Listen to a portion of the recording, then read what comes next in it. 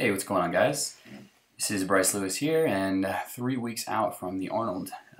This was a really challenging workout, but I'm really happy with the work that I got out of it. Kind of went in with a let's get as much of this done as possible, and I picked up some nice cues. So a few things I've been changing on the squat. I narrowed my stance back to basically just about shoulder width. And it feels great, honestly. It feels phenomenal. I'm able to drive a little bit better. I feel my legs underneath me for obvious reasons, and just kind of helps me personally to really be able to push and to finish out some of these reps. So working up to 5-10 for 4 sets of 4, which was really challenging. But had some good music on, and I've been playing around today with a cue called column. Essentially, all that means is I'm trying to imagine my spine as an extremely stable beam, steel beam, column, whatever. I was just kind of using that word to cue up that motor action in my body, I guess. So it really worked, and I found that I was a lot more stable. So if you guys don't talk to yourself in the gym, I highly suggest it. You can find an abstract cue and then pick out a specific word that you want to associate with that cue, and you can have a coach either tell it to you or you can tell it to yourself. And you'll see later on I do that for deadlift quite a lot. I'm telling myself column. I played around with the word robot. I played around with the word steel. All those things kind of just help me get the work done.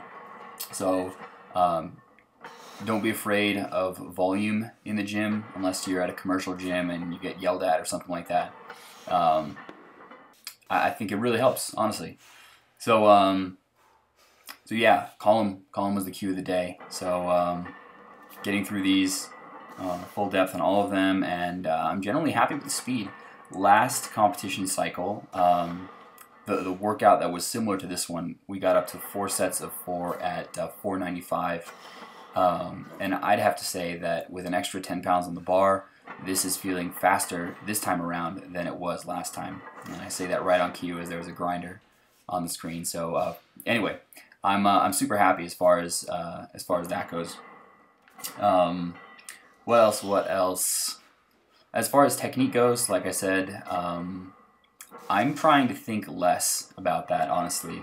I find that it can be really distracting to try to analyze technique in the middle of sets and try to, position my hips in a specific place, or spot my gaze a certain place. It just distracts from overall performance. So while you're building technique, all that stuff is great, but when it's time to execute and you're close to competition, I tend to tell athletes to minimize some of that. We'll pause a little bit for some updates on TSA. The 4 of us coaches are currently near or at capacity. So what we'll be doing is implementing some kind of wait list. And I highly encourage those of you guys who are looking for coaching with TSA to consider online Skype consultations. Essentially what those are 1-hour consultations where we talk about technique, programming, your lifting past, present, and future, nutrition, and you get a fully customized plan at the end of it.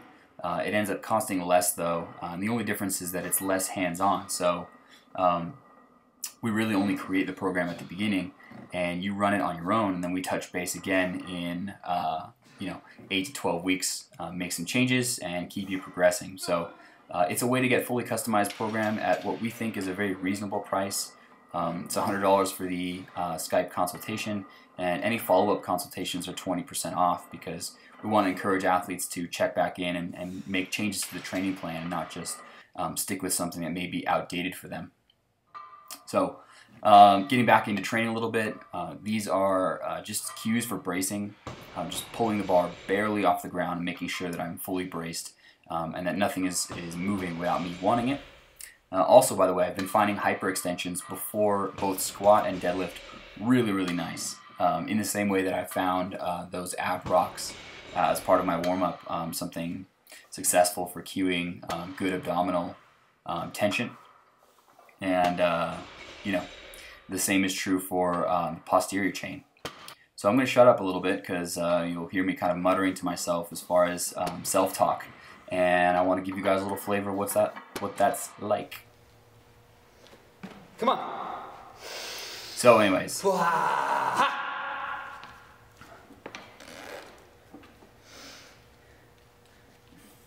bar. I will fucking hurt you. 4.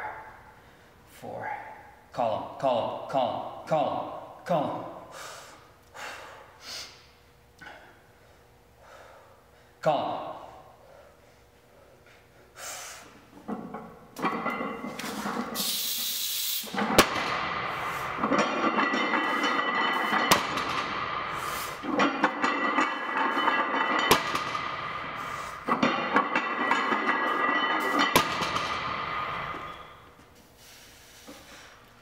So I want you guys to notice how much of a difference it is from the first rep speed off the ground to the second, third, and fourth.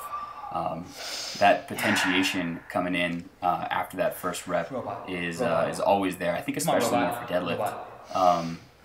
The bar speed on the second, third, and fourth are really, really faster than the first rep. And this is one of the reasons why we don't test 3 rep maxes in competition. We test 1 because it's just so much different as far as speed off the ground with that potentiation. So I thought that was interesting, and I really felt that today.